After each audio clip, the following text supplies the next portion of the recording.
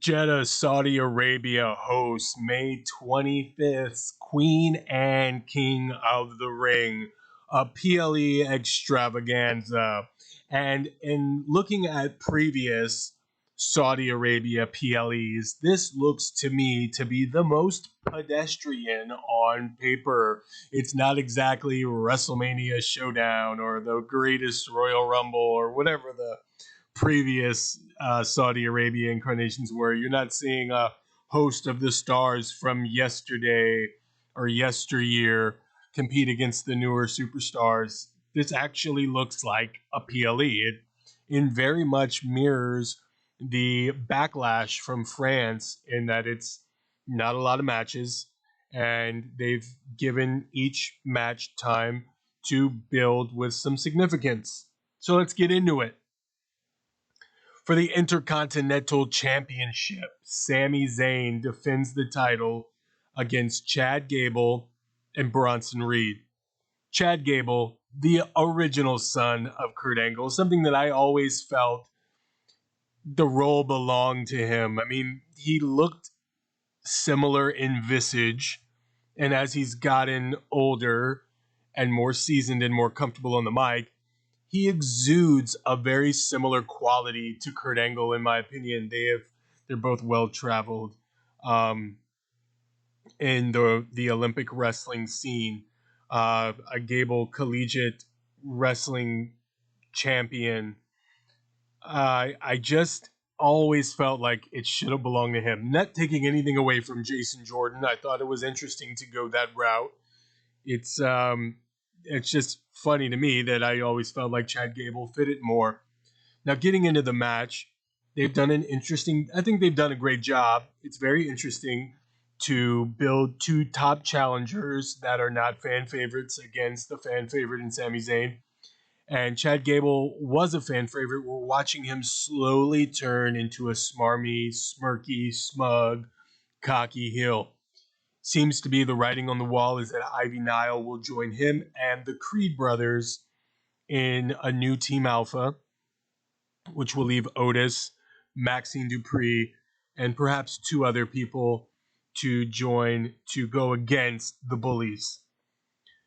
With that being said, Chad Gable did get a win on WWE Raw this past Monday.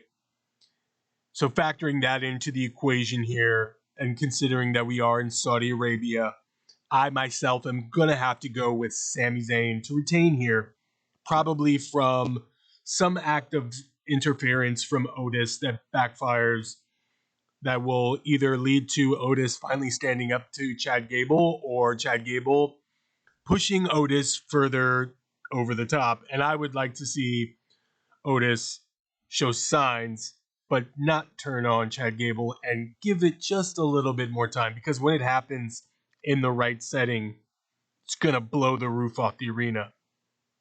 So I'm going with Sami Zayn. For the WWE Women's World Championship, Becky Lynch will take on Watch Me, Liv Morgan. Liv Morgan needs the Women's World Championship. For all intents and purposes, Liv Morgan needs to complete her revenge story arc and get the title. Hold it until Rhea Ripley comes back, and that could be your centerpiece for the women's division going forward. Becky held the title and is holding the title currently because Rhea Ripley got injured. It's fairly obvious. But I do like this storyline that's playing out between the two. Liv Morgan and Becky, there's some similarities in attitude. I'm sure Becky sees a lot of maybe who she used to be in Liv, and Liv kind of has a little bit of respect for Becky's unabashed badassness, for lack of a better term. So I'm gonna go with Liv on this. Gonna go out on a limb here and say Liv is going to win, and it'll play a factor in who I think is going to win the Queen of the Ring as well. We're gonna get to that. King of the Ring finals. Gunta has already advanced to the finals, and now we are waiting as far as when this is recording. we are waiting to see who wins between Randy Orton and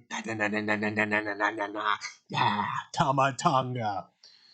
So this one is interesting because Tama Tonga and Gunta is not exactly something I thought I would see a heel versus heel in the King of the Ring finals in Saudi Arabia. Not saying it's not possible, but it could happen.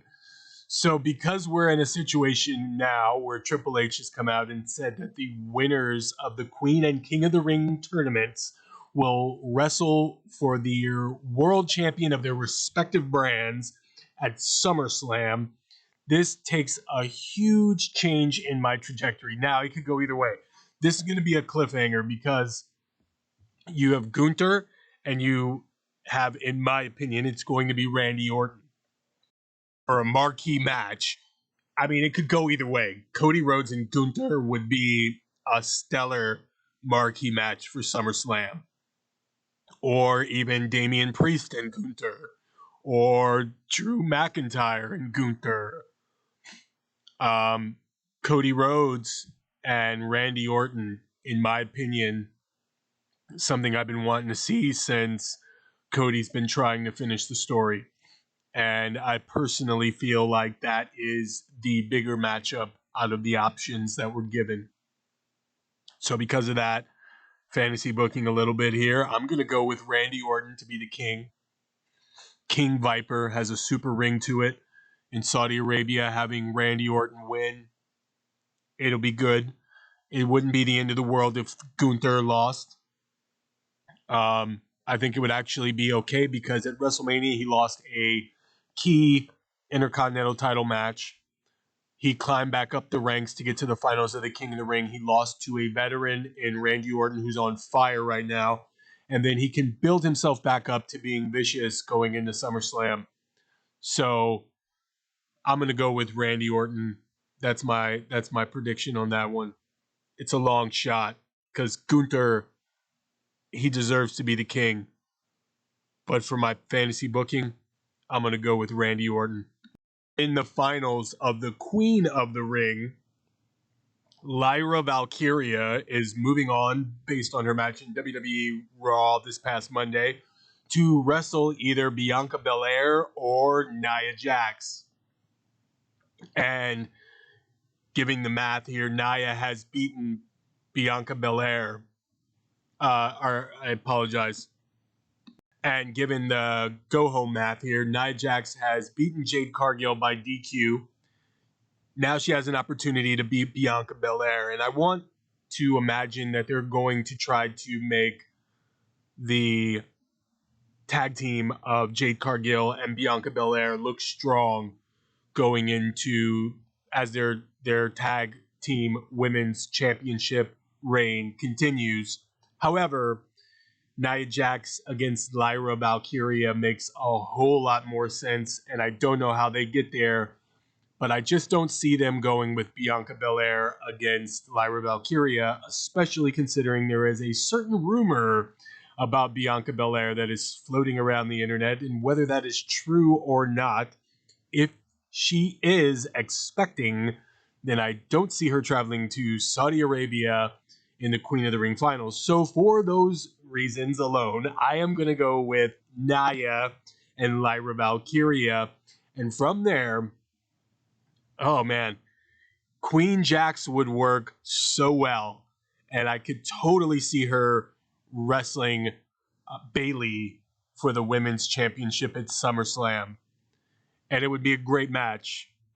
But I can also see Lyra Valkyria winning and then challenging Liv Morgan at SummerSlam while Rhea Ripley is waiting to recover. And you can still get to Nia Jax and Bayley at some point as well. So for that reason, I'm going to go a long shot, and I think they're going to make a star out of Lyra Valkyria, and I think she's going to win and wrestle Liv Morgan at SummerSlam, and that's my super out there prediction on that.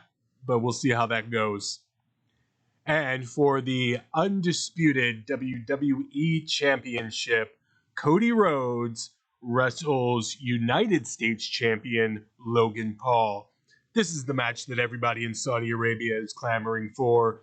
It is a match of stars. It is, just an epic title match. I think they're gonna blow the roof off the place. This is Cody's second defense of his undisputed championship, and it is against another workhorse. And I never thought in 2024 I would say that Logan Paul would be a workhorse. And maybe that's taking it a bit too far. He is young, he is athletic, but he's also new. But I mean, the guy has been stellar in the ring, and there's no doubt about that. So, going into this match, to me, it's a far gone conclusion. They're not going to have Kurt Hennig beat Hulk Hogan in his second reign or his second match defending the title against the as undisputed champion. So I'm going to go with Cody Rhodes in this. That will lead to Randy Orton and Cody Rhodes at SummerSlam. And at some point, we're going to get maybe, Logan Paul and LA Knight at SummerSlam. And LA Knight can beat Logan Paul for the United States Championship. We'll see how that all plays out.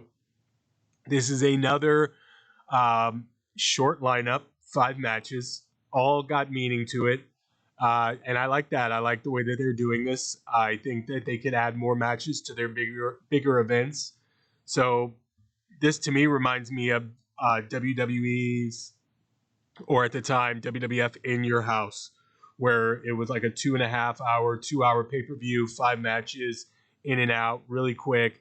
Each match had some significance for better or worse, and you got your money's worth, you got your bang for your buck. Superstars in every match, no filler. So I like that. It's a very quick event, but it's all leading up to the bigger event in the middle of the summer, towards the end of the summer in SummerSlam. But that's my predictions. What do you guys think? You guys let me know in the comments.